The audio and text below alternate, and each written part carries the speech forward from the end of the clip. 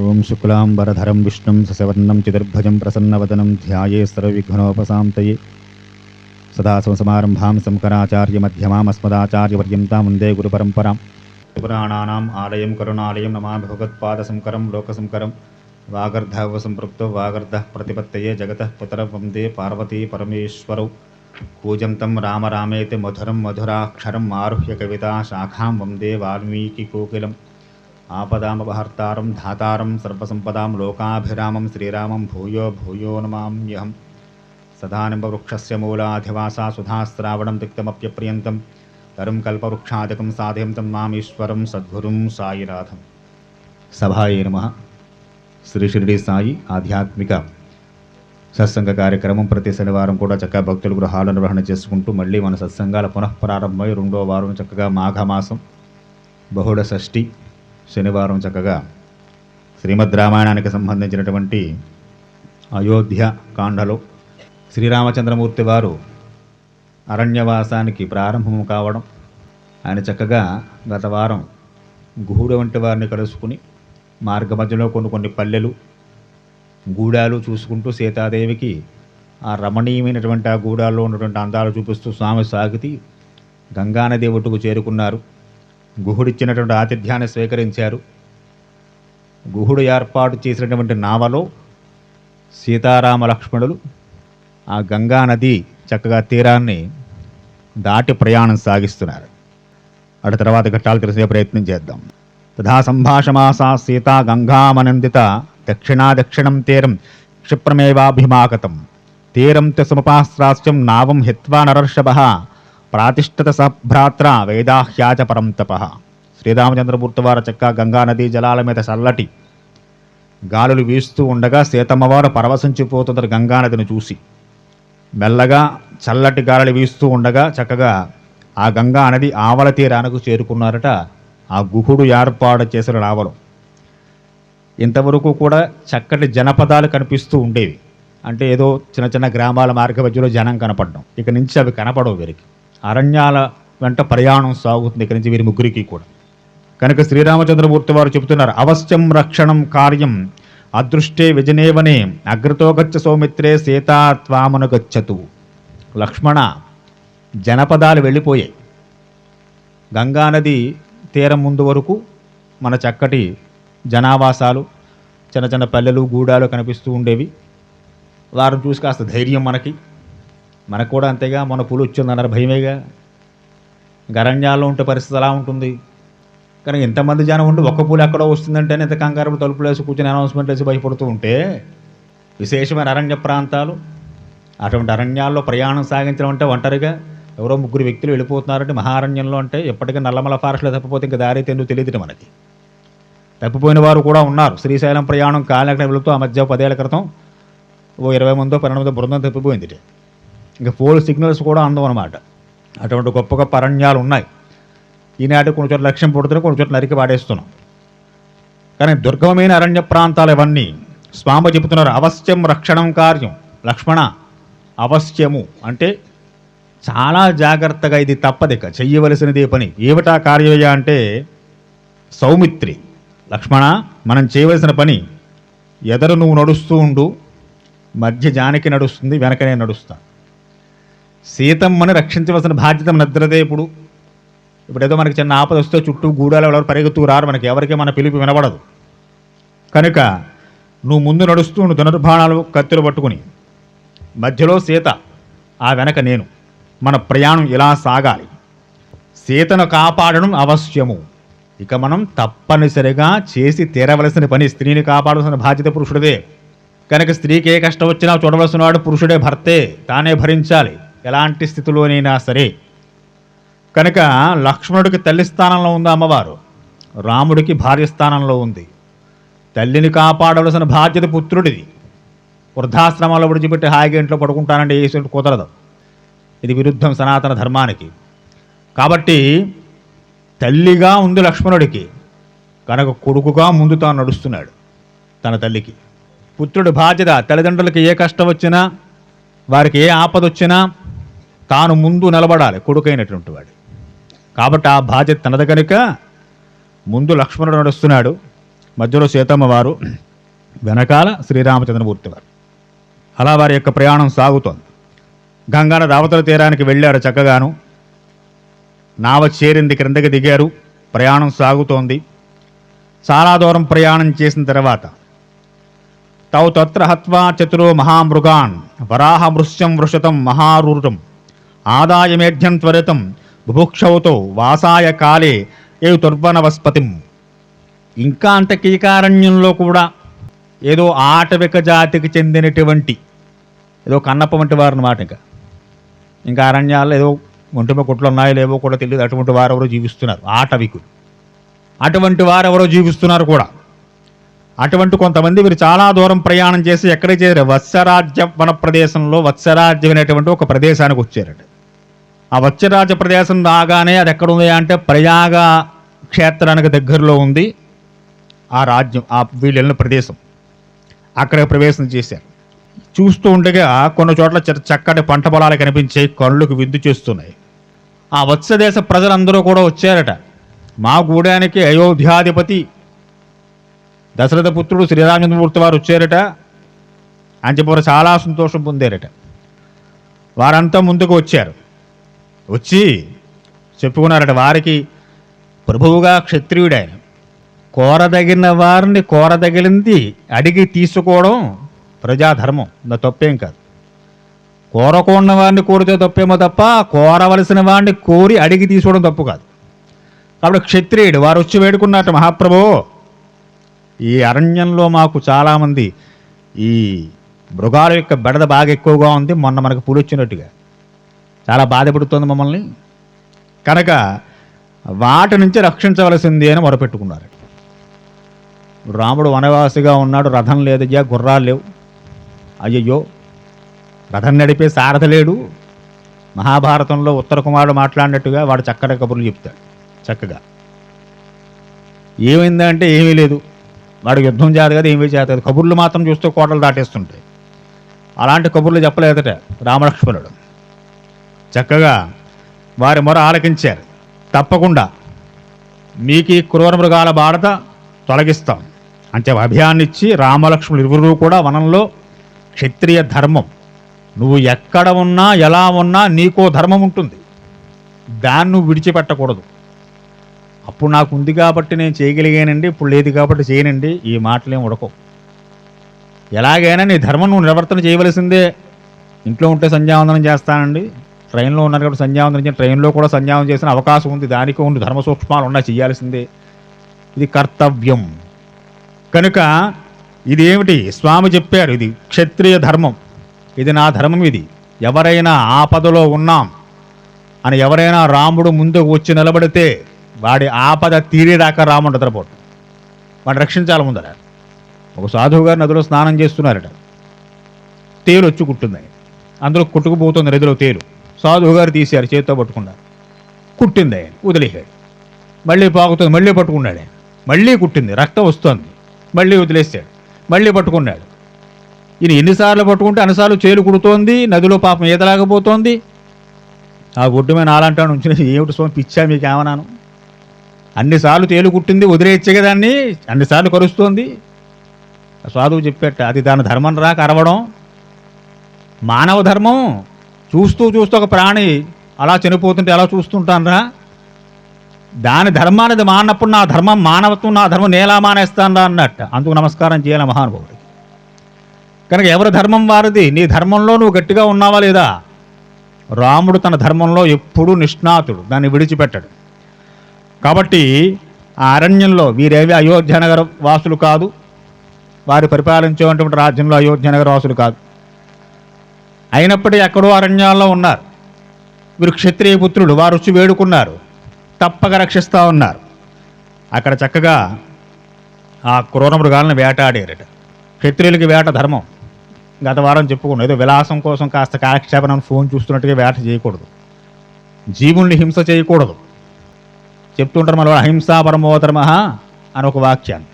ధర్మహింస తదేవచ, అహింస చాలా గొప్పది, హింస చేయకుండా ఉండడం చాలా గొప్పది, కానీ ధర్మానికి విఘాతం కలిగించేటువంటి హింస చేయమని చెప్పింది శాస్త్రం.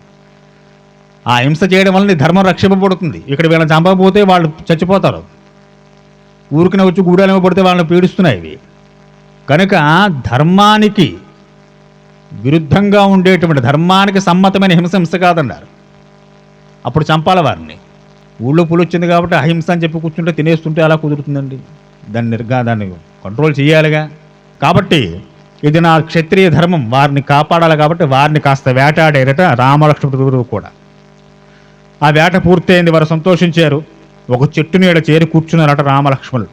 పాపం వారు ఆ వచ్చిన వారు కొన్నవేవో ఇచ్చారు. వారు ఏదో భక్తితోటి ఆ జానపదులందరూ వచ్చి చక్కగా ఆ సాయం సంధ్య వేళ ఒక చెట్టు కింద రామలక్ష్మణ సీతాదేవి వంటి వారు కూర్చుని ఉండగా వారి ముగ్గురికి వారికి తోచినటువంటి ఆతిథ్యం, ఎవరు ఏది ఇవ్వగలిగితే అదే, నాకు ఇదే కావాలి అని కోరడుగా ఆయన గుహుడిస్తేనే తీసుకొని వెళ్ళి అడుగుతాడా? ఎన్నో ఇచ్చాడు గుహుడు పట్టుకొచ్చి, గత వారం చెప్పుకున్నా, ఏం ముట్టుకోలేదు ఆయన. కాబట్టి వారికి తోచిన విధంగా వారు ఏదో చక్కగా వారికి కావలసినవి ఇచ్చారు.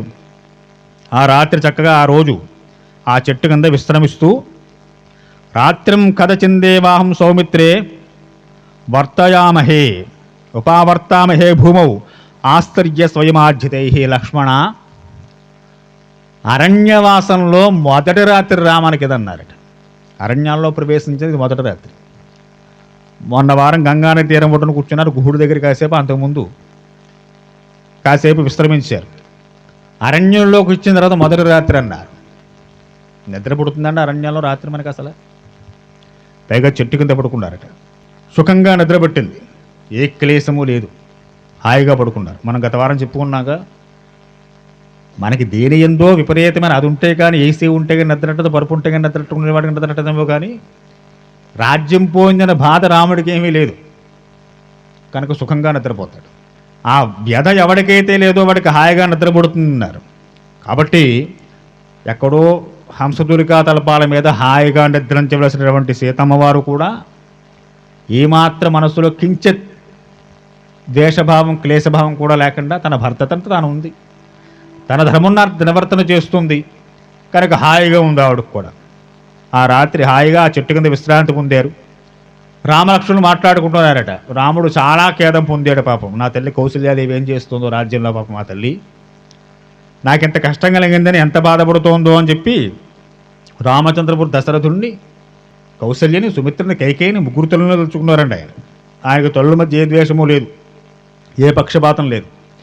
కాబట్టి ఓ పుణ్యపురుష లక్ష్మణ, అధర్మానికి భయపడి బాగా గుర్తుపెట్టుకోవాల్సిన విషయాలు అన్నమాట ఇవన్నీ కూడా.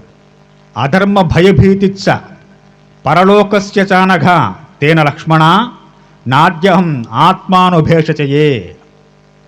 రాముడు దేనికి భయపడతాడండి? సింహాలకి, పుల్లికి, వీటికి భయపడట, అధర్మానికి భయపడతాడు. ఏది అధర్మం తన వల్ల జరుగుతుందో అని భయపడతాడు. కాబట్టి లక్ష్మణ, అధర్మానికి భయపడి అధర్మానికి ఎందుకు భయపడాలండి అన్నారు. పరలోక భీతి. ఇక్కడ అధర్మం చేస్తే పుణ్యలోకాలు రావు అంటే ఇది శాశ్వతం కాదుగా. రాముడు దానికి భయపడతాట. ఇక దేనికి తల వంచడు, ఎవరికి భయపడ్డాయి.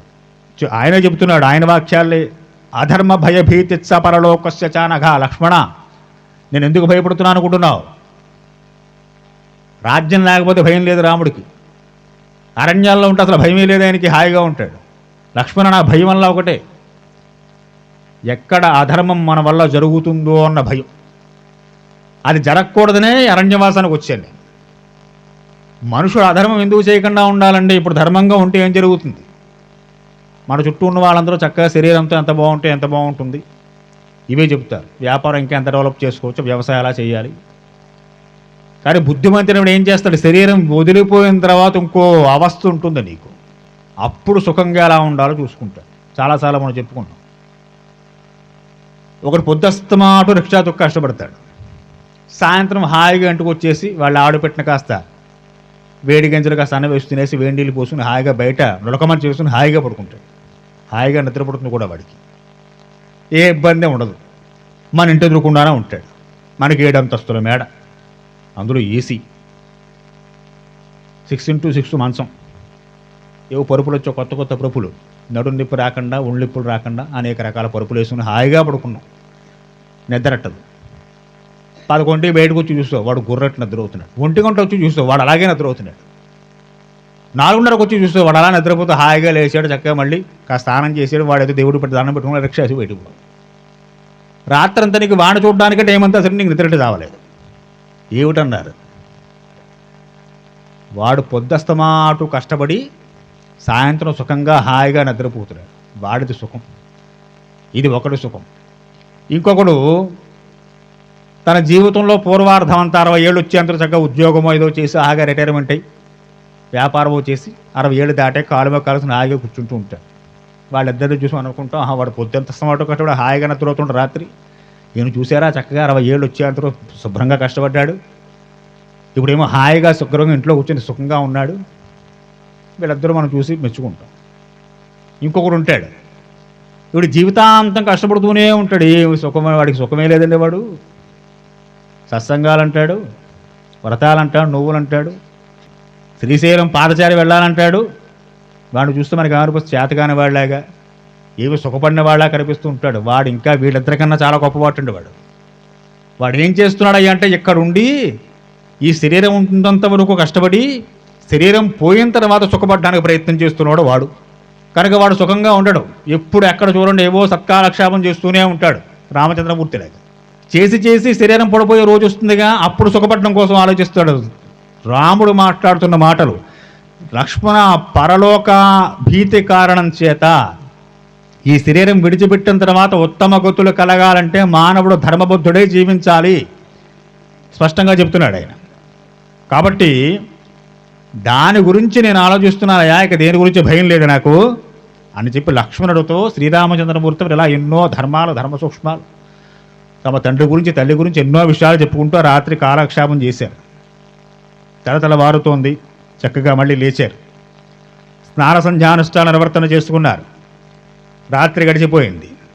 వారు ఆ ప్రయాగ ఆ వస్త్రదేశం నుంచి చక్కగా మళ్ళీ బయలుదేరి ఉదయాన్నే దట్టమైన అడవులను దాటుకుంటూ ముందుకు సాగుతున్నారు. ఆ ప్రయాగ సంగమ క్షేత్రానికి చేరుకున్నారు. గంగా యమునా నది యొక్క సంగమం. చక్కగా ముందుకు సాగుతూ ఉండగా యథాక్షేమేణ గచ్చన్ సా పశ్యంతి వివిధాన్ ద్రుమాన్ నివృత్తమాత్రే దివసే రామ సౌమిత్రమబ్రవీత్. క్షేమంగా మార్గమధ్యంగా చక్కగా ప్రయాణం చేస్తూ అక్కడ మధ్య మధ్యలో మంచి పుష్పాలతో ఉన్నటువంటి వృక్షాలని అవన్నీ చూస్తున్నారు శ్రీరామచంద్రమూర్తి వారు. అమ్మవారికి చూపిస్తున్నారు. స్వామి అంటున్నారు లక్ష్మణస్వామితో, సౌమిత్రి, ఈ ప్రయాగ పరిసర ప్రదేశాల్లో అగ్ని సమానుడైనటువంటి భరద్వాజ మహర్షికి ఆశ్రమం ఉందని విన్నానయ్యా నేను. అది సమీపిస్తున్నట్టుగా ఉంది. ఎక్కడ చూసినా చక్కటి పుష్పాలు, మంచి పుష్పాల నుంచి సువాసనలు. ఇక్కడ ఎవరో జనం కూడా నివసిస్తున్న ఆనవాళ్ళు కనిపిస్తున్నాయి. ఎందువల్ల అంటే అక్కడ కొన్ని ఏవో కట్టెలు కొంతమంది ఏవో కొట్టుకుని ఏవో వెలిగించుకుని పడేసిన కాలినటువంటి కట్టెలు కనిపిస్తున్నాయి. కాబట్టి దగ్గరలో ఎక్కడో భరద్వాజ మహర్షి ఆశ్రమం ఉందనిపిస్తోందయ్యా నాకు అని స్వామి చెబుతూ ముందుకు సాగుతున్నారు. అలాగా దారుణి పరిభాన్నాని వవజై ఉపరజీవతి భరద్వాజాశ్రమే చేతే దృశ్యంతే వివిధా ద్రుమాహ. భరద్వాజ మహర్షి ఆశ్రమానికి వెళుతూ మార్గమధ్యంలో ఇవన్నీ చూస్తున్నారు. సీతమ్మ వారి కూడా చాలా ఆనందపడుతోంది. ఆవిడికి చాలా పువ్వులు, ఈ ఉద్యానవనాలు, చక్కటి శైలంటే మహా ఇష్టం ఆ తల్లికి. కాబట్టి అవన్నీ చూసుకుంటూ ముందుకు సాగారు. సాగి చాలా దూరంగా భరద్వాజ మహర్షికి ఆశ్రమం కనిపించింది. దూరం నుంచే చేతితో నమస్కారం చేశారు ఆశ్రమానికి. మునులు ఎక్కడ కనపడ్డా, వారి ఆశ్రమాలు కనపడ్డా నమస్కారం చేసుకోవాలి మనం. కాబట్టి అలా సాగి భరద్వాజ మహాముని యొక్క ఆశ్రమానికి వచ్చారట. వచ్చి సపవృష్టి మహాత్మానం ఋషిం సశ్చగణే వృతం సంసత వ్రతమాకాగ్రం తపసా లబ్ధచక్షుం. భరద్వాజ మహర్షి గారు చక్క తమ శిష్యులకి వేద పాఠాన్ని బోధిస్తూ ఆయన చాలా బిజీగా ఉన్నారు. వీరు వచ్చి నుంచుని అక్కడ ఉన్న ఒక శిష్యుని పిలిచి, నాయనా, దశరథ పుత్రులైన రామలక్ష్మణుడు సీతతో కూడా వచ్చారని మీ గురువుగారు చెప్పవయ్యా అని చెప్పి పంపించారు. శిష్యుడు వెళ్ళి చెప్పాడు. ఆ పాఠం పూర్తయిన తర్వాత నుంచునే ఉన్నారండి. బాగా తెలుసుకోవాలి శిష్యాలు. రాముడు పురుషోత్తముడు నారాయణుడు భూమి మీదకి వచ్చాడు. ఎవరిని ఏ విధంగా గౌరవించాలో, తాను ఇక్ష్వాకు వంశస్థుడు, సూర్యవంశస్థుడు, అటువంటి నుంచోబెడతాడైనా అనుకోలేదే. ఎంత గొప్పవాడైనా ఒక మహర్షి ఆశ్రమానికి వచ్చిన తర్వాత నుంచునే ఉండాలి. ఆయన కూర్చోమంటే కూర్చోవాలి. కాబట్టి రామలక్ష్మణుడు సీతాదేవితో కలిసి ఆశ్రమం బయట నుంచునే ఉన్నారు. భరద్వాజ మహర్షి గారి పాఠం పూర్తి అయ్యేంత వరకును. ఎంతసేపు నుంచోబెడతాడు అన్నాయని చెప్తే వాడి సంగతి చూస్తాను. మనలో చాలామందికి ఇవి అహంకారాలు అన్నారు. అటువంటి ఏమి లేవుట ఆయనకి. నుంచుని ఉన్నారు. వెళ్ళి శిష్యుడు చెప్పారు, అయ్యా రామలక్ష్మణుడ దశరథ పుత్రుడు వచ్చారు మీ దర్శనం కోసం. సంతోషించాడే. సరే లోపలికి తీసుకురొచ్చారు. ఆశ్రమంలో ప్రవేశించారు. స్వామి చూశారు భరద్వాజ మహర్షి గారు. చరస్సకరు కాకుస్త పశ్యామి త్వామిగాహతం శృతం తవ మయా చేదం నివాస నమకారణం. ఓ కాకుస్తా, రామ ఎంతో కాలంగా నీ దర్శనం కోసం వేచి చూస్తున్నానయ్యా. భరద్వాజ మహర్షి పలుకుతున్న మాటలు. ఈనాటికి నీ రాకతో అది సఫలమైంది. నాకు చాలా సంతోషంగా ఉంది. ఇంత ప్రేమ ఉన్నవాడు ఎందుకు నుంచి పెట్టాడు అక్కడ? పాట మధ్యలో ఆపేసి రమ్మనొచ్చుగా. చాలా దోషాలు. గురువుగారు పాఠం చెప్తుండగా ఆపేసేసి రండి ముందు నన్ను చూడండి అంటే పాఠానికి విఘ్నం కలిగిస్తే అదో దోషం. గురు శిష్యుల మధ్య నుంచి ప్రయాణం చేస్తే అదొక దోషం. ఇవన్నీ చాలా ఉన్నాయి మనకి శాస్త్రంలో. కనుక అటువంటి ఆపకూడదు. కనుక ఆ ధర్మం రాముడికి తెలుసు, భరద్వాజుడు అంతకన్నా గొప్పగా తెలుసు. కాబట్టి అటువంటి విఘ్నాన్ని కలిగించలేదు రామచంద్రమూర్తి వారు. పూర్తయ్యేంత వరకు పాపం వేసి ఉన్నారు ఆయన పాఠం చెప్తున్న గురువు గారు. కాబట్టి అటువంటి అధమమైన ప్రవృత్తి కలగకుండా చక్కగా పాఠం పూర్తయిన తర్వాత రామును చూసి ఈ మాటలు మాట్లాడుతున్న భరద్వాజ మహర్షి, ఎంతో కాలంగా వేచి చూస్తున్నాను నీ గురించి, ఈనాటికి సఫలమైంది. ఇది గంగా యమునా నదులు కలిసేటువంటి ఒక ప్రసిద్ధమైన క్షేత్రమయ్యా. చాలా పవిత్రమైంది, చాలా మనోహరమైంది కూడా. రామచంద్రమూర్తి వారు చెప్పారు ఏ కారణం చేత వారు ఇక్కడ దాకా వచ్చారు, అంతకుముందు జరిగిన విశేషాలను చెప్పుకుంటూ వచ్చారు. స్వామి అన్నారు, భరద్వాజ మహర్షి మీరు చక్కగా హాయిగా ఉండొచ్చు, నా ఆశ్రమంలో ఇబ్బంది ఏం లేదు, మీకు ఇక్కడే ఉండమన్నారు. సరే రామచంద్రమూర్తి వారు మాట్లాడుతున్నారు. భగవన్నత ఆపన్న పౌరుషజానపదో జన సుదర్శమిహమాం ప్రక్ష్యే మన్యే హమిమాశ్రయాం ఆగమిష్యత వేదేహి మాం చాపి ప్రేక్షకో జన అనేన కారణేనాహం ఇహవాసం నరోచయే. చాలా సంతోషం మహర్షి, మా మీద ఉండేటువంటి విశేషమైనటువంటి ప్రేమ మీకు. గురువుగారికి ఎప్పుడూ శిష్యుల మీద ప్రేమ ఉంటుంది, ద్వేషం ఉండదండి. మనలో చాలామందికి ఏవో బుద్ధులు. మనకి మహాభారతంలో ద్రోణుడు కూడా అలా అనుకున్నారు. అర్జునుడు అంటే బాగా ప్రేమ గురువుగారికి, మిగిలిన ప్రేమ లేదని. వర్షం అన్ని చోట్ల ఒకలాగే పడుతుంది. పాఠం గురువుగారు అందరూ ఒకసారి ఒకలాగే చెబుతాడు పాపం ఆయన. ఆ వర్షం మురుక్కాలో పడితే మురికి నీరు అయింది, గంగా నదిలో పడితే గంగ అయింది, గోదావరిలో పడితే గోదావరి అయింది. అది కావాలని కురుస్తుందా? లేదుగా. మహాభారతంలో ఈ గురువుగారి మీద ద్వేష గురించి చాలా చెప్పుకుంటూ వచ్చారు. కాబట్టి అటువంటిది ఏమీ లేదు ఆయనకి. కాబట్టి రామచంద్రమూర్తి మాటలో పూజ్య మహర్షి చాలా సంతోషం అండి, మీరు మంచి విషయాలు చెప్పారు, చాలా ఆనందం. అయితే మా అయోధ్యానగర వాసులకి నాయందు సీతయందు విశేషమైనటువంటి భక్తి ప్రేమలు ఉన్నాయి. ఆ కారణం చేత ఈ ప్రయాగ సంగమ క్షేత్రం మన అయోధ్యకి కోసల రాజ్యానికి కాస్త దగ్గరగా ఉన్న కారణం చేత వారు ఏదో వంక చేత తెలుసుకుని ఇక్కడికి వచ్చే ప్రయత్నం చేయొచ్చు. అలా చేస్తూ ఉంటే ఇంక రోజు ఒకళ్ళు చెప్పిన 10 మంది రాముని చూద్దామని వెళుతూ ఉంటే ఇంకా భరద్వాజ మహర్షి ఆశ్రమం ఒక సత్రం తయారవుతుంది. అంతేగా. ఇప్పుడు ఆయన పెద్ద పనిష్మెంట్ భరద్వాజ మహర్షి వచ్చిన వాళ్ళందరికీ ఏదో ఆతిథ్యం ఇవ్వాలిగా మరి పాపం. అందులో రాముడు చుట్టాలు, రాముడు యొక్క గ్రామం నుంచి వచ్చిన ప్రజలు. కనుక స్వామి ఇది కొంచెం ఇబ్బంది, మీకు ఇబ్బంది, నాకు కూడా ఇబ్బంది. ఇంక రోజు అందరూ వచ్చి చూసి వెళుతూ ఉంటే ఇంకెక్కడ ప్రశాంతత ఎక్కడ ఉంటుంది? ఇంకెక్కడ అరణ్యవాసం అవుతుంది అది. కాబట్టి మహర్షి మహాత్మా ఈ జనావాసాలకు అందుబాటులో ఉండకూడదు అనుకుంటున్నాను నేను.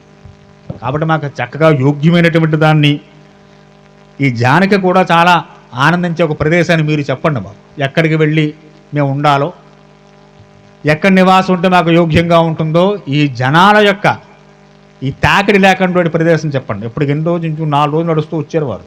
రాత్రి పడుకుని లేచేది. గంగానది దాటిన తర్వాత ఒక రోజు రాత్రి మళ్ళీ భరద్వాజ ఆశ్రమానికి వచ్చారు. అంటే అది కూడా చాలా దగ్గరగా ఉన్నట్టుగానే చూసింది పాపం ఆయన. కాబట్టి ఇది మీకు మాకు క్షేమంకరం కాదు మహర్షి, ఇంకో ప్రదేశం ఏదైనా చెప్పండి, మీకు తెలిసిన ప్రదేశం దగ్గరలో ఏదైనా అని చెప్పి మహర్షిని అడిగారట. స్వామి చెబుతున్నారు భరద్వాజ మహర్షి, దశక్రోశితి స్థాత గిరిర్యత్ర నివస్యసి మహర్షి సేవత పుణ్య సర్వత్ర సుఖదర్శన. గోళాంగులాన చరితో వానవర్షేణ సేవిత చిత్రకోట ఇతి ఖ్యాతో గంధమాదన సన్నిభ. రామ, అలా అయితే గంధమాదన పర్వతంతో సమానమైన పర్వతం, ఒక పర్వత శ్రేష్ఠ ఉంది, చాలా సుఖప్రదం. అక్కడ ఎంతోమంది మహర్షులు కూడా తపస్సులు సిద్ధి పొందిన వారు ఉన్నారు. అది చిత్రకూట పర్వతం. కాబట్టి మీకు అక్కడైతే నివాసయోగ్యానికి చాలా అనువుగా ఉంటుంది. అక్కడికి బెడదే ఉండదు, జనాలు ఎక్కువగా రావడం ఇలాంటి చికాకులే ఉండవు. కాబట్టి చిత్రకూట గిరిశిఖరం గంధమాదన పర్వతంతో సమానమైన శిఖరం, అది అంత గొప్పది. అక్కడ ఎంతోమంది ఎన్నో పుణ్యకార్యాలు చేస్తున్నారు మహర్షులు ఎంతోమంది. అక్కడ అనేక రకాలైనటువంటి వృక్షజాతులు, పక్షిజాతులు, రమణీయమైనటువంటి చక్కటి వనాలు, ఇవన్నీ కూడా అక్కడ ఉంటాయి. అక్కడ కొంతమంది మహర్షులు బ్రహ్మరంధ్రాన్ని ఛేదించుకుని ముక్తి మార్గాన్ని పొందిన వారు కూడా ఉన్నారు. అంత గొప్ప తీర్థం క్షేత్రం చిత్రకూట. కాబట్టి రామ, మీరు అక్కడైతే సుఖంగా ఉండొచ్చయ్యా అని చెప్పారు. సాయం సంధ్య వరకు చక్కగా భరద్వాజ మహర్షికి రామచంద్రమూర్తికి మధ్య ఇలాంటి ఎన్నో సంభాషణలు జరిగాయి. మహర్షి ఎన్నో విషయాలు చెబుతున్నారు, రామలక్ష్మణులు శ్రద్ధగా ఆలకిస్తున్నారు. సాయం సంధ్యా సమయం అయింది, మళ్ళీ సంధ్యోపాసన కార్యక్రమాలు చేసుకున్నారు. ఆ రాత్రికి భరద్వాజ మహర్షికి ఆశ్రమంలోనే విడిది చేసిన రామలక్ష్మణులు. శరీరం భగవన్నజ్య సత్యశీల తమాశ్రమే ఉషీతా స్నేహవసతం అనుజానాతునో భవాన్. మహాత్మా, ఈ రాత్రికి మీ యొక్క ఆశ్రమంలో మాకు ఆశ్రయం లభించింది, చాలా సంతోషం. తలతల వారుతోంది, రాత్రి గడిచింది. రాత్రాంతు తస్యాం వృష్టాయాం భరద్వాజో ప్రజేతరం మధురమూల ఫలోపేతం చిత్రకూటం ప్రజేత.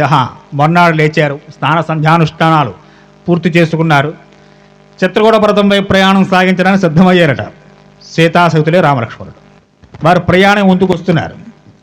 భరద్వాజ మహర్షి గారు చక్కగా వారికి చెబుతున్నారు, రామ, ఈ పర్వత సానువుల్లో మందాకినది తీరం ఉంటుంది. అక్కడ చాలా జలపాతాలు కనిపిస్తాయి, నానా రకాల గుహలు మీకు కనిపిస్తూ ఉంటాయి, శయ్యేళ్ళు ఉంటాయి. సీతాదేవి విహరించడానికి ఆనందం కలని వీలుగా అవన్నీ ఉంటాయి. ఆ సీతమ్మ వారికి ముందు మనం చెప్పుకున్నట్టు సెలయేళ్ళు, ఈ నదులు, చక్కటి పుష్పాలు, ఇవన్నీ అంటే మహాప్రీతి ఆవిడికి. అందుకే సుందరకాండ వస్తే హనుమంతుడు వెళ్ళి అక్కడ కూర్చుంటాడు అశోకవనంలో.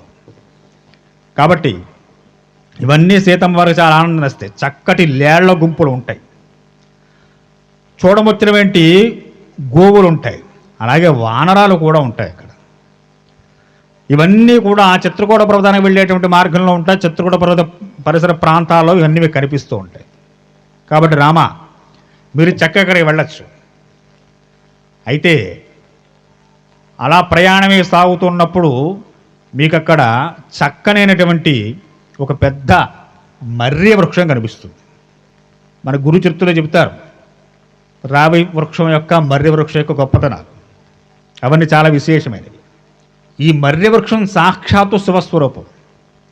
అశ్వత్థ వృక్షం రావి చెట్టు అశ్వత్థనారాయణుడు అంటూ ఉంటారు, విష్ణు స్వరూపం. కాబట్టి మీరు ఏం చేస్తారంటే ఇలా ప్రయాణం సాగిస్తూ ఉండగా ఈ యమునను దాటి అవతలకి వెళ్ళగానే, యమునా నది దాటి ఆ మర్రి వృక్షం పేరు శ్యామము. అది చాలా ఏపుగా పెరిగి పచ్చటి ఆకులతో ఉంటుంది. దక్షిణామూర్తి స్వామి మర్రి వృక్షం కింద ఉంటారు. ఆ మర్రి వృక్షపు ఊడలన్నీ స్వామి యొక్క జటల్లా కనిపిస్తూ ఉంటాయి. ఏ వృక్షము తక్కువ కాదని లోకంలో గురుచిత్ర చదవడం మీ అందరికీ తెలుస్తుంది. మర్రి ఎంత గొప్పదో, రావి ఎంత గొప్పదో స్వామి గురుచిత్రలో చెబుతారు. 67 వృద్ధురాలు వస్తుంది నరసింహ స్వామి వారి దగ్గరికి. సంతానం లేదు. ఎంతోమంది చెప్పారు, రావి చెట్టు ప్రదర్శనాలు చేయి, మర్రి చెట్టు ప్రదర్శనాలు చేయి, ఇవన్నీ చెయ్యని. చేసింది కానీ ఇంకా అలాగే స్వామి ముందు వచ్చి కూర్చుంది. ఆయన ఎప్పుడు అడగలేదు పాపం, ఏమ్మా ఏం కావాలని. ఈవిడ ఆయన్నేం అడగలేదు. రోజు వస్తుంది, ఆ సత్రంలో భోజనం పెడుతుంటే అన్నదానం. అలాగే ఇప్పుడు బాబా గుళ్ళు అన్నదానాలు వారం వరాలు చేస్తుంటారు. స్వామిపురం ఉండేటువంటి ఆ గంధర్వపురంలో ప్రతిరోజు స్వామి యొక్క గురు పాదుకా క్షేత్రం దగ్గర అన్నదానాలు జరుగుతూ ఉండే. రోజు ఒకరు అన్నదానం చేస్తున్నారు. రోజు వస్తాం, వృద్ధురాలు తింటాం, వెళ్ళిపోతాం, సంతానం అని చెప్పి ఆవిడ అడగలేదు. ఆయన చెప్పలేదు. పలకరించారు, స్వామి పలకరించారు. ఇది ఎప్పుడు వస్తుంది? మన కర్మ పరిపాకం అయితే వస్తుంది. అంతవరకు ఆయన మాట్లాడు. అడిగారు, ఏం కావాలమ్మా, రోజు వస్తున్నా వెళుతున్నట్టు. స్వామి 4 నామ అనుగ్రహం కలిగిందా స్వామి? చాలా సంతోషం. సంతానం లేదు స్వామి నాకు. తన బాధ వెళ్ళగొక్కుంది. చెప్పారు స్వామి, ఓహో అలాగా, సరే సంతానం ఇస్తాను, ఇప్పుడు కావాలా మళ్ళీ జన్మలో కావాలా అని చెప్పి అడిగారు. అంటే ఇప్పుడు 60 ఏళ్ళు వచ్చాయి. ఇప్పుడు శంకర పెళ్ళాళ్ళకి ఆయి అంటే చూసి నవ్వుతారు అందరూను. ఇప్పుడు వద్దులే స్వామి, మళ్ళీ జన్మలో ఇవ్వండి. స్వామి ఒప్పుకోలేదు. ఇప్పుడే ఇస్తానమ్మా, మళ్ళీ జన్మలో ఇస్తే నేను ఇచ్చాను నీకెలా తెలుస్తుంది, ఇప్పుడు ఇస్తేగా తెలిసిది. అలాగా స్వామి, మరి ఇంతకాలం ఎందుకు చేయలేదు? నీ కర్మ, మనం చేసుకున్న పనులు వెనకాల పెద్ద మూట వేసుకుని నడుము వంగిపోయిందని ఎలా కుదురుతుంది? ఆ మూట తగ్గించుకుంటే నడుము పాస్త పైకి లేస్తుంది. నీ కర్మ పరిపాకం కాలేదు, అందుకే ఇంతకాలం రోజు వస్తున్నా. ఎప్పుడన్నా మాట్లాడాను నీతోటి, నేను ఈవేళ మాట్లాడి నీ కర్మ పరిపాకం పూర్తయింది. అది స్వామి, మరి ఇంతకాలం నేను చేసిన అశ్వత్థ వృక్ష ప్రదక్షిణాలు, మర్రి వృక్ష ప్రదక్షిణాలు ఇవన్నీ వేస్టేనా అన్నన్నా? అంత మాట అనకు. అశ్వత్థనారాయణుడు సాక్షాత్తు శ్రీ మహావిష్ణువే అశ్వత్థ వృక్షంలో ఉంటాడు ఆయన. అవన్నీ చేసేవో గనుక పరమ పరిపాకమై ఈ నాటికి నా నోట నీకేం కావాలని అడగాలనిపించింది నాకు. అది చేసి ఉండకపోతే ఇది రాదు తల్లి, ఇదంతా దానానుగ్రహమే అన్నారు స్వామి. గురుచరిత్ర చదవడం తెలుస్తుంది మనందరికీ కూడా. కాబట్టి అంత గొప్పది అశ్వత్థ వృక్షం. ఇప్పుడు భరద్వాజ మహర్షి చెబుతున్నారు, అక్కడ గొప్పది ఆ మర్రి వృక్షం ఉంది, యమునకి ఆవల తీర అన్న. దాని పేరు శ్యామం. చాలా విశేషమైనటువంటి ఓళ్లతో విశాలంగా ఆవరించి ఉంటుంది. మర్రి చెట్టుతో ఒక చోట ఒక చెట్టులో పెరగదు అది. అది ఓళ్ళు ఎక్కువ వేస్తే అసలు మొరానదో కూడా తెలియదు మనకి, అంతలా పెరిగిపోతుంది అది. కొన్ని వేల సంవత్సరాలు ఉంటాయి ఆ వృక్షానికి. కాబట్టి మీరు అవతలికి వెళ్ళగానే ముందు సీతమ్మ వారి చేత ఆ మర్రి వృక్షానికి ముందు దాన్ని పూజించమన్నారు. సాక్షాత్ భరద్వాజుడు ఇచ్చిన విషయాలు ఇవన్నీ కూడా. అది పూజించండి. మర్రి వృక్షాన్ని పూజిస్తే అదొక పెద్ద సంసారం, అంతేగా. మర్రి చెట్టు అంటే పెద్ద సంసారం. అది బాగా మర్రి చెట్టు పెరిగిపోయింది అనుకోండి, మొత్తం అంతా వ్యాపించేస్తుంది, ఓళ్ళు దిగిపోతాయి. అసలు నానేదో కూడా మనకు తెలియదు, ప్రతీదీ మోహన్లాగే ఉంటుంది. ఆ వృక్షం ఇందులోంచే ప్రారంభమైందో అనిపిస్తుంది ఎక్కడ చూసినా మనకి. అందుకు సంసార వృక్షం అన్నారు దాన్ని. అది రక్షణ వృక్షం కూడాను. పరమేశ్వరుడు ఉంటాట మర్రి చెట్టులో. అటువంటి ఈశ్వర సంబంధమైన వృక్షానికి పూజ చేయమన్నారు, సీతమ్మ వారి చేత చేయించమన్నారు. ఆ స్త్రీ, ప్రతి స్త్రీ ఏం కోరుకుంటే తన భర్త బాగుండాలి, ఆయన సుఖంగా ఉండాలి, ఆరోగ్యంగా ఉండాలని ప్రతి స్త్రీ ఇదేగా కోరుకుంటుంది. పురుషుని పెద్దగా ఆశీర్వాదం చేయక్కర్లేదుట. ఆడవాళ్ళ దీర్ఘ సుమంగళి బాబా అంటే చలవాడు బతికేస్తాడు. ఈ దీర్ఘ సుమంగళి దీనికిది మొగాన్ని ప్రత్యేకించి నువ్వు 100 ఏళ్ళు బ్రతకవయ్యా అనక్కర్లేదుట. కనుక స్త్రీలు శైల వ్రతాలనే దాని గురించే. కనుక సీతమ్మ వారు ఏం చేస్తుంది, మా ఆయనకి మళ్ళీ రాజ్యం కావాలి, మళ్ళీ ఆయన సుఖంగా ఉండాలి, 14 ఏళ్ళు చక్కగా ఏ గొడవ లేకుండా జరిగిపోవాలని చెప్పి అవేగా కోరుకుంటుంది ఆవిడ. ఇంకే వేరే కోరుకోవడానికి ఆవిడకి ఏమీ లేవు. భరద్వాజులు ఏం చెప్పారయ్యా అంటే సీతమ్మ వారి చేత పూజించమన్నారు ఆ మర్రి వృక్షాన్ని, శ్యామం అనేటువంటి వృక్షాన్ని. కనుక ఆ వృక్షం యొక్క ఆశీర్వాదాన్ని పొంది ముందుకు సాగండి అని చెప్పారు. సరే అని చెప్పని భరద్వాజ మహర్షి వారి వెనకాలే వస్తూ చాలా దూరం నడిచేరటండి భరద్వాజులు కూడా. వీరి ముగ్గురు వెనకాల నడుస్తూ ఎన్నో విషయాలు చెప్పుకుంటూ వస్తున్నారు. చాలా దూరం వెళ్ళిపోయిన తర్వాత అప్పుడు రాముడు ఆగి, స్వామి ఇవో మా గురించి మంచి విషయాలు చెప్పి చాలా దూరం వచ్చేసారు మీరు, ఇక సెలవు ఇప్పించండి, మీరు వెళ్ళడానికి ఆశ్రమానికి మేము బయలుదేరతామని చెప్పి రామలక్ష్మణుడు చక్కగా అక్కడి నుంచి బయలుదేరి నడక సాగిస్తున్నారట. తక్కువ దూరం ఉంటాయండి. ఇప్పుడు మనకి ప్రయాగరాజం చిత్రకూటం ఇప్పుడు గూగుల్ మ్యాప్లో చూస్తే 120 కిలోమీటర్లు వస్తుంది. అంత దూరం నడవాలండి వాళ్ళు. కాబట్టి నడక సాగిస్తున్నారు. రాముడు చెప్పిన విధంగా ముందు లక్ష్మణుడు, మధ్యలో సీతమ్మ వారు, వెనక శ్రీరామచంద్రమూర్తి వారు ప్రయాణం సాగిస్తున్నారు. సాగి చాలా దూరం ప్రయాణం చేస్తారు. మళ్ళీ ఒక చోట విశ్రాంతి తీసుకున్నారు వారు. అది మంచి రమణీయమైన ప్రాంతంగా కనిపిస్తుంది. చక్కటి నెమళ్ళు కనిపిస్తున్నాయి. అక్కడక్కడ గజాలు, ఏనుగులు తిరుగుతున్నటువంటి సంచారం కనిపిస్తోంది. అక్కడున్న జలాలు, యమునా నది జలాలు చల్లటి తీర్థాన్ని స్వీకరించారు. ఆ ఇసుక తెన్నెల మీద కూర్చున్నారట చక్కగా. సాయం సంధ్యా సమయం అవుతోంది. నడకేగా, కారులు లేవు, రథాలు లేవు, ఏం లేవు, నడిచి వెళ్ళాలి పాపం ఎంత దూరం అయినా. ఆ నడక సాగిస్తూ ఆ రాత్రికి ఆ యమునా నది తీరంలో ఆ ఇసుక తెన్నెల మీద ఆ రాత్రి గడిపారట. మళ్ళీ తెల్లవారుతుండగా మళ్ళీ ప్రయాణం మళ్ళీ ప్రారంభం. ప్రయాణం సాగిస్తున్నారు. యమునా నది పరివాహక ప్రాంతంలో ఈ ముగ్గురు ప్రయాణం సాగిస్తున్నారట. లక్ష్మణులతో అంటున్నారు రామచంద్రమూర్తి వారు చక్కగా, పశ్చద్రోణ ప్రమాణాన్ని లంబమానాన్ని లక్ష్మణ మధుని మధుకారాభి సమృతాని నగే నగే. లక్ష్మణ గమనించావా, ఇక్కడ ప్రతి చెట్టుకి పెద్ద తేనెపట్టు కనిపిస్తుంది. తేనెటీగలు తేనె సమృద్ధిగా తీసుకొచ్చి పెద్ద పెద్ద పట్లు పెట్టేసేట, ఎక్కడ చూసినా చెట్లు తేనెపట్లే కనిపిస్తున్నాయి. లంబమానాన్ని లక్ష్మణ, అవి లంబాకృతిలో ఉన్నాయి, పెద్ద పెద్ద తేనెపట్లు, చిన్నది కూడా కాదు. ఇవన్నీ ఏమిటి? వీరు సాగి సాగి వాల్మీకి ఆశ్రమానికి వస్తున్నారటండి. అప్పటికి వాల్మీకి ఇంకా రాముడి గురించి ఏమీ తెలియదు, ఆయనకు శోకము రాలేదు, రామకథ రాయాలని ఆయన అనుకోలేదు, నారద దర్శనం కూడా కాలేదు వాల్మీకి. ముందు మనం శ్లోకం చెప్పు, కూజంతం రామరామేతి మధురం మధురాక్షరం. రామకథ రాయాలంటే అంత అద్భుతంగా రాయాలి, మధురంగా ఉంది. తేనె అంత మధురంగా ఉంటుందో రామకథ వింటే అంత మధురంగా ఉంటుంటాయి. అది చెప్పాల్సిన వాడు కూడా వాల్మీకి చెప్పుకుంటాడు కదా. వీరి ఆశ్రమం వాల్మీకి ఆశ్రమం వెళుతున్నారట, అందుకని తేనెపట్లు కనిపిస్తున్నాయి. ఇంత మధురమైన కథ రావాలంటే, అటువంటి మహాత్ముడు ఆశ్రమానికి వెళ్ళాలంటే, ఆయన జీవితంలో తర్వాత ఈ కథ రాయాలంటే అదంత మధురంగా ఉందని చెప్పడానికి సూచన అన్నమాట ఇవన్నీ కూడా.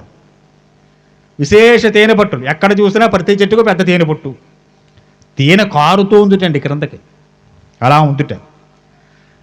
చూపిస్తున్న రాముడు లక్ష్మణుడికి, చూసేవా లక్ష్మణుడు ఎలా ఉన్నాయో అన్ని తేనెపట్లు. మాతంగ యుధనామృతం పక్ష సంఘానునాదితం చిత్రకూటమం పశ్చ ప్రవృద్ధిం శిఖరం గిరిం. చాలా దూరంగా చిత్రకూట శిఖరం కూడా కనిపిస్తుంది, దూరంగా, చాలా దూరంగా ఉంది. సమభూమితలే రమ్యే ధ్రుమేర్బాహురావృతా పుణ్యరస్యామహేతాత చిత్రకూటస్య కాననే.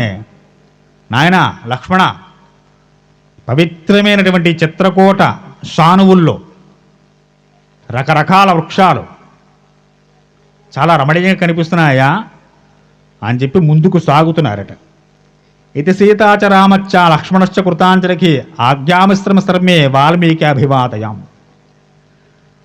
ప్రయాణం సాగిస్తూ ఉండే ఒక ముని ఆశ్రమం కనపడింది. త్వరగా ముందుకు వెళ్ళారు.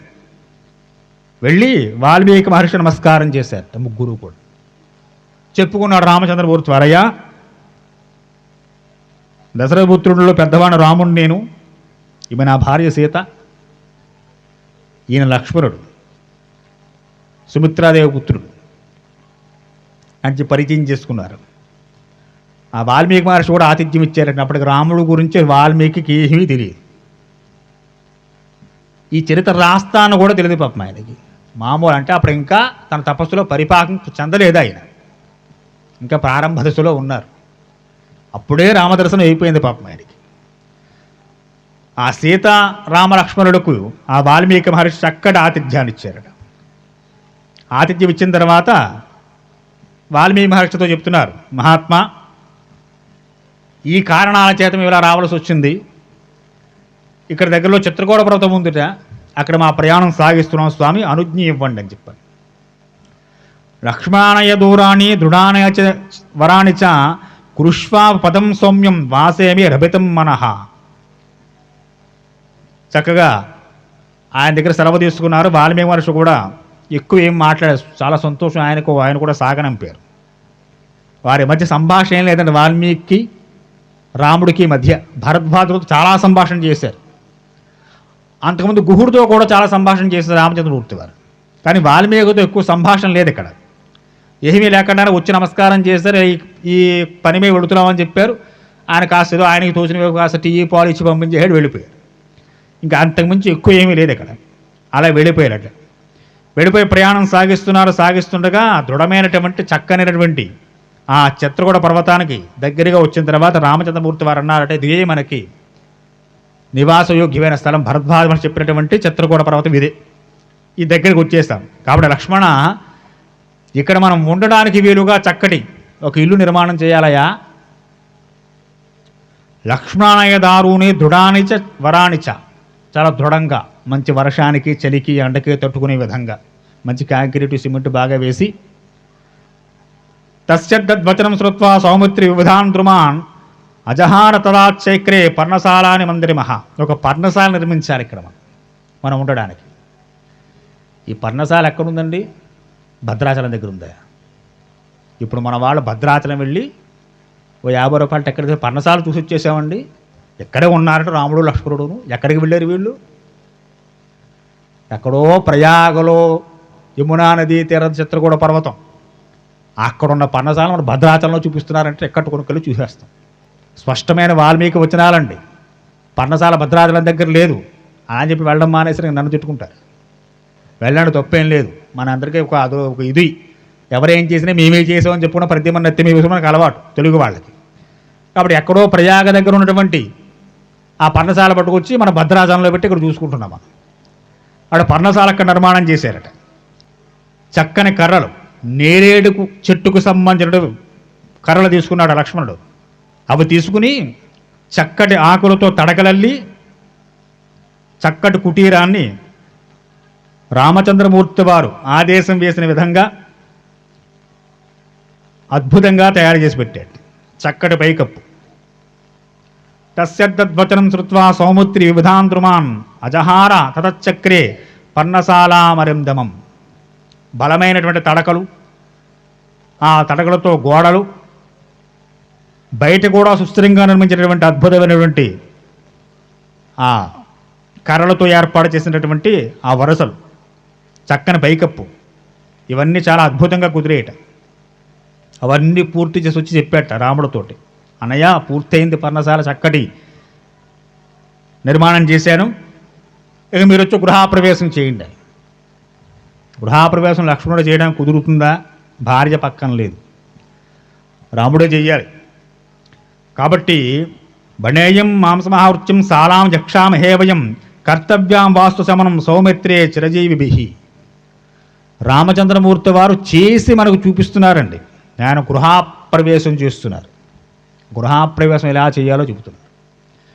వాస్తు పూజ చేయకుండా, వాస్తుబలి వేయకుండా ఇంట్లో నివాసం చేయకూడదట. ఇది ఎవరు? సాక్షాత్తు రాముడు చెబుతున్నాడు. లక్ష్మణ, దీర్ఘమైనటువంటి ఆయువు ఆరోగ్యం కలగాలి, అలా జీవించాలి ఇంట్లో అంటే ఇంక ఇవి చెయ్యాలి. ఏమిటివి? కొత్తగా ఇల్లు నిర్మాణం చేసో మనం ప్రవేశిస్తున్నాం, వాస్తు శాంతి చెయ్యాలి ముందు. కాబట్టి తప్పకుండా ఆ పని మనం చేసి సీతాసహితంగా మనం ఈ పర్ణశాలలో ప్రవేశం చేయాలయా అని చెప్పి ఆ వాస్తు శాంతికి కావలసినటువంటి అక్కడ దొరికేటువంటి పదార్థాలన్నీ, అరణ్యాల్లో ఏ కందమూలాలు వారు తింటున్నారో వాటికి సంబంధించినవన్నీ, గజకందకం అని చెప్పి ఒక దుంప జాతికి చెందిన దుంపలు, అవన్నీ తవ్వుకు రమ్మని చెప్పారట. మన కర్తవ్యం. కాబట్టి వెళ్ళాడు లక్ష్మణుడు, ఆ గజకందక ఆ దుంపలను తీసుకొచ్చాడు. చక్కగా రామచంద్రమూర్తి వారు ఏ విధంగా అయితే ఆ గృహప్రవేశ మహోత్సవాన్ని జరపాలనుకున్నారో ఆ విధంగా స్వామి చెప్పిన విధంగా అగ్ని రగిల్చారు, వాస్తుబలి వేశారు. ఈ వాస్తుబలి మనకి ఇప్పుడు ఆలయ నిర్మాణం చేస్తున్నట్టు కనిపిస్తూ ఉంటుంది. యాగశాల నిర్మాణం చేస్తారు. యాగశాల నిర్మాణం చేస్తున్నప్పుడు ఆ యాగశాల చుట్టూ ప్రదక్షిణం చేసి భూతబలి చెప్పి బయట వేస్తారు. యాగశాలలో ప్రవేశం చేయడానికి ముందుగా ఒక కుంభం అన్నం ఉండి ముందు బయట బలి వేసి లోపలికి వెళతారు. మన చుట్టూ ఎన్నో భూతప్రేత పిశాచ గణాలు ఉంటాయి. మన ఇంట్లో శుభకార్యం చేసుకుని అవన్నీ వచ్చి ముందు కూర్చుంటాయి, మనకన్నా ముందే వెళతాయి. వాటన్నిటినీ అక్కడ భూతబలి వేసి అక్కడ ఆపేసి అప్పుడు యాగశాల ప్రవేశం చేస్తారు. అది కూడా దీనికి చేశారట. శ్రీరామ వాస్తు బలి వేశారు, అవన్నీ చేశారు. అవన్నీ చేసి ఆ గజకందకాన్ని తీసుకొచ్చి ఇష్టదేవతారాధన, వాస్తు పూజ, వాస్తు బలి, వాస్తు హోమం ఇవన్నీ కూడా చక్కగా చేశారట. అయం సర్వసమాస్తాంగ శృతకృష్ణమృగోమయ దేవతాం దేవసంకాస యజస్వకుశలోహపి వైశ్వదేవం బలిం కృత్వా రౌద్రం వైష్ణవేవచ వాస్తు సంశయమానాని మంగళాన్ని ప్రవర్తయాత్. వైశ్వదేవ బలి చేశారు, విష్ణు హోమం, రుద్రహోమం కూడా చేశారు. రాముడే దగ్గర ఉండి కాస్త వేదం తెలిసినవాడు కనుక, క్షత్రియుడు కదండి రామచంద్రమూర్తి వారు, కానీ నిత్య సంధ్యోపాసన చేస్తున్నటువంటి క్షత్రియుడు. ప్రతినిత్యం ప్రాతసంధ్య, మధ్యాహ్న సంధ్య, సాయం సంధ్యలో విడవకుండా ఆయన రాజ్యంలో ఉన్నా, రాజ్యం బయట ఉన్నా, ఎలాంటి స్థితిలో ఉన్నా సంధ్యావందనం మానడు. అది ఉన్నవాడికి తాను కూర్చుని యజ్ఞం చేసిన అధికారం ఉందని దీని ద్వారా తెలుస్తుంది. ఆయన మంత్రాలు చెప్పుకొని ఆయనే చేస్తున్నాడు. ఎవరున్నారు గురువుగారు పక్కన చేయించడానికి? 1000 రూపాయలు ఇస్తానండి అని చెప్తే వచ్చేయడానికి ఎవరున్నారు? అప్పటికి 120 కిలోమీటర్లు ప్రయాణం చేశారు. ముందు మనం చెప్పుకున్నట్టుగాను మళ్ళీ భరద్వాజుని కేకేశ్వరమ్మంటే ఏమొస్తారు పాప ఆయన దూరం నుంచి మళ్ళీ కారు వేసుకుని. కాబట్టి ఆయనే చేసుకున్నాడు. రుద్రహోమం చేశారు, వైష్ణవ హోమం చేశారు, వైశ్వదేవ బలి చేశారు. లోపలికి వెళ్ళిన తర్వాత ఒక మంచి పీటను ఏర్పాటు చేసి తమ కులదేవతలు ఇష్టదేవతలను ఆహ్వానం చేసి వారిని చక్కగా పూజించారు యథోచితంగా. గాయత్రి మంత్రానుష్ఠానం చేశారు. గృహప్రవేశం చేసే సందర్భంలో ఏ ఏ కొరతలు నివర్తన చేయాలో అవన్నీ కూడా ఏమాత్రం ఏ లోపం లేకుండా, అంటే అక్కడ దొరికేటువంటి వస్తువులతో, అక్కడ ఏ ఏ వస్తువులు ఎదురవుతుంటాయో ఆయా వస్తువులతో తగిన రీతిగా చేయాల్సిన క్రతువులన్నీ చేసేట. వేటిస్థల విధానాన్ని చైతన్యాన్యాచేత ఆశ్రమస్యానురూపాన్ని స్థాపయమానస రాఘవ. ఆ పర్ణశాల తగిన విధంగా ఆ బలిహరణ వేదిక, గణేశాది ఆదిత్యాది దేవతలు, విష్ణువు మొదలైన దేవతలు అందరినీ ఏర్పాటు చేసుకున్నారు. అందులో ఒక చక్కటి ఆసనం మీద ఆ వనంలో లభించే పూలమాలలు, చక్కటి పుష్పాలు, ముందు మనం చెప్పుకున్నటువంటి ఆ చక్కటి తేనెలు, ఫలాలు, దర్భలు ఇవన్నీ తీసుకొచ్చి వేదోక్తంగా సీతాదేవితో కలిసి ఆ శుభకరమైనటువంటి పర్ణశాలలో ప్రవేశం చేశారట సీతారాములు. ఆ కుటీరం చాలా అద్భుతంగా అనువుగా తయారైంది. ఆ చిత్రకూట పర్వతంలో ఆ చక్కని సోయగాలు, చక్కటి ఆ నదీ జలాల అందాలు అవన్నీ చూస్తూ అక్కడ నివాసం ఉన్నారట.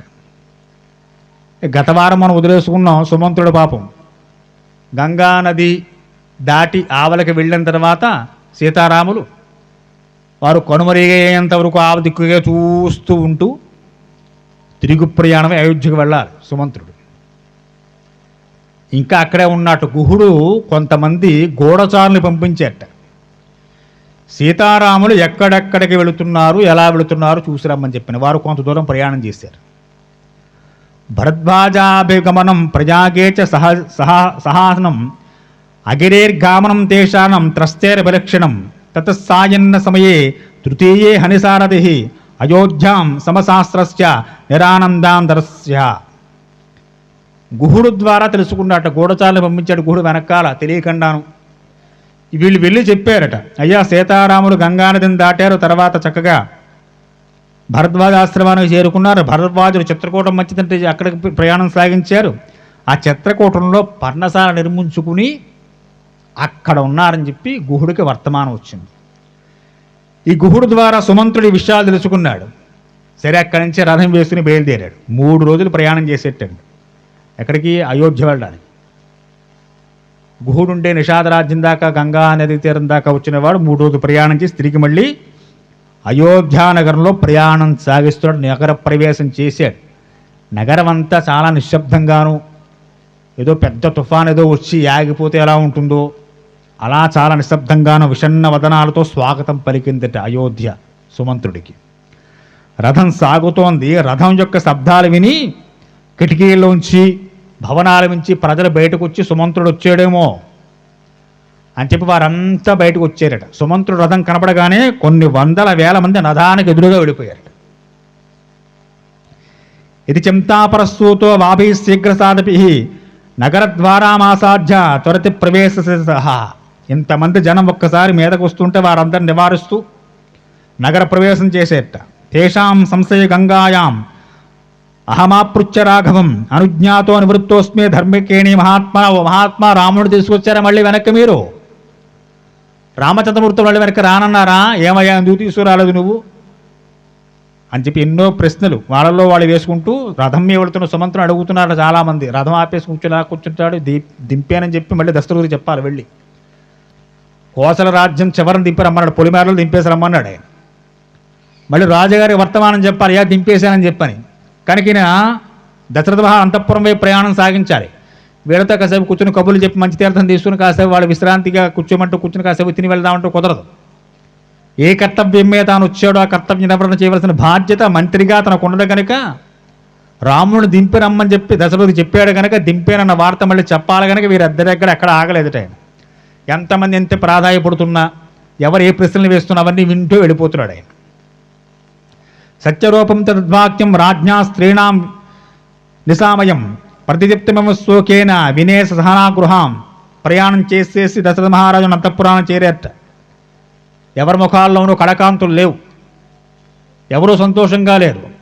ఎప్పుడు సుమంత్రుడు మహారాజు గారి ఆస్థానంలో అడుగుపెట్టిన 7 ద్వారాల లోపల ఉంటుంది ఆయన ఉండేటువంటి వాసస్థానం. అడుగుపెట్టిన జయ జయ ధ్వానాలు, మంగళ వాయిద్యాలు, వీటితో స్వాగతం వచ్చేది ఆయనకి. ఇప్పుడు ఏమీ లేవు, చాలా నిశ్శబ్దంగా ఉంది. ఎవరి ముఖాల్లోనూ కళకాంతులు లేవు. రాజాంతఃపుర స్త్రీలందరూ కూడా విషాదవదనంతో ఎదురే వచ్చారట సుమంత్రుడికి. వారందరినీ దాటుకుంటూ కౌసల్య దగ్గరికి వెళ్ళాడు.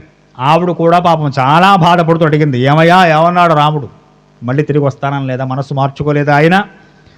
ఆవిడతో కూడా ఏం మాట్లాడలేదు. బయలుదేరి సరాసరి దశరథ మహారాజు గారి దగ్గరికి వెళ్ళాట సుమంత్రుడు. ఆ దశరథుడితో ఏం మాట్లాడుతున్నాడు, సుమంత్రుడికి దశరథుడి మధ్య ఏ సంవాదం జరిగిందో, తర్వాత సంఘటనలు ఏమిటో వచ్చేవారు చూసుకునే ప్రయత్నం చేద్దాం. స్వస్తి స్వస్తి ప్రియాభ్యాం పరిపాలయంతాం న్యాయేన మార్గేణ మహీమహీచాం.